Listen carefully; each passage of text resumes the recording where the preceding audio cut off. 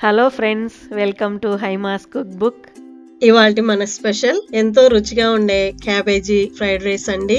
చాలా ఈజీగా సింపుల్ గా ప్రిపేర్ చేసుకోవచ్చు. ఈ విధంగా చేసి పెట్టారంటే క్యాబేజీ అంటే ఇష్టం లేని వారు కూడా చాలా ఇష్టంగా తింటారు, అంత బాగుంటుంది. మరి ఈ క్యాబేజీ ఫ్రైడ్ రైస్ కి కావాల్సిన పదార్థాలు చూద్దాము.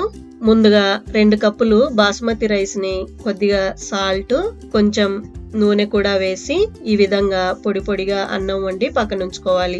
అలాగే పర్పుల్ కలర్ క్యాబేజీ మనకి మార్కెట్ లో దొరుకుతుందండి. ఈ క్యాబేజీ ఈ విధంగా సన్నగా పొడవుగా కట్ చేసి 2 కప్పులు తీసుకోవాలి. సన్నగా పొడవుగా కట్ చేసిన క్యారెట్ 1 కప్పు తీసుకోండి.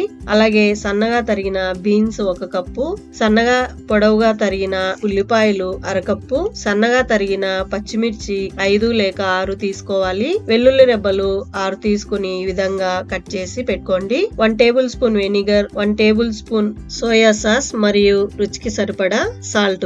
నెక్స్ట్ స్టవ్ పైన పాన్ పెట్టి 3 టేబుల్ స్పూన్ల ఆయిల్ వేసి స్టవ్ మీడియం హీట్ లోకి టర్న్ చేసుకుని సన్నగా తరిగిన వెల్లుల్లిని యాడ్ చేసి 1 నిమిషం పాటు ఫ్రై చేయండి. నిమిషం తర్వాత పచ్చిమిర్చి తరుగు యాడ్ చేసుకోవాలి. అలాగే బీన్స్ తరుగు, క్యారెట్ తరుగు కూడా యాడ్ చేసి 2 నిమిషాల పాటు ఫ్రై చేసుకోవాలి. ఈ ఫ్రైడ్ రైస్ కి ఎండుకారం అనేది వేయమండి, అందుకే పచ్చిమిర్చి 5 నుంచి 6 తీసుకున్నాము. మీకు ఇంకా కారం ఎక్కువ కావాలనుకుంటే మరికొన్ని పచ్చిమిర్చి యాడ్ చేసుకోండి. కారం తక్కువ తినే వాళ్ళైతే తగ్గించుకోవచ్చు. 2 నిమిషాల తర్వాత ఉల్లిపాయలు కూడా వేసి 1 నిమిషం పాటు ఫ్రై చేయాలి. అలాగే ఈ వెజిటేబుల్స్ కి సరిపడా సాల్ట్ కూడా వేసి ఫ్రై చేయండి.